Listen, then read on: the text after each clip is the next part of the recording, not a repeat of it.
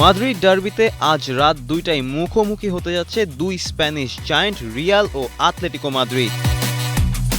Santiago বার্নাবিউতে নিজেদের মাঠে নগর প্রতিদ্বন্দ্বীদের মুখোমুখি হচ্ছে রিয়াল মাদ্রিদ।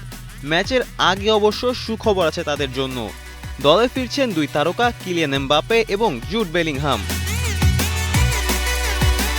হাঁটুর চোটে ৫টি ম্যাচ মিস করার পর ম্যানচেস্টার সিটির বিপক্ষে বদলি হিসেবে মাঠে নেমেই নিজের গতির ঝলক দেখিয়েছেন এমবাপ্পে। এবার তাকে শুরু থেকেই দেখা যেতে পারে প্রথম একাদশে। রিয়াল কোচ আলভারো আরবেলোয়া জানিয়েছেন, ফলের নির্যাস ও দুধের সমন্বয়ে পোলার টর্নেডো গ্রিন অ্যাপল আইসক্রিম, মন ভালো থাক।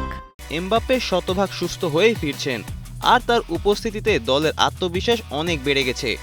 চলতি মৌসুমে ইতিমধ্যেই ৩৪ ম্যাচে ৩৮ গোল করে দলের সর্বোচ্চ গোলদাতা তিনি।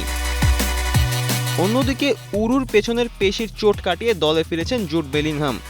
মধ্যমাঠে তার বুদ্ধিমত্তা ও নিয়ন্ত্রণ ডার্বিতে হতে পারে বড় ভূমিকা।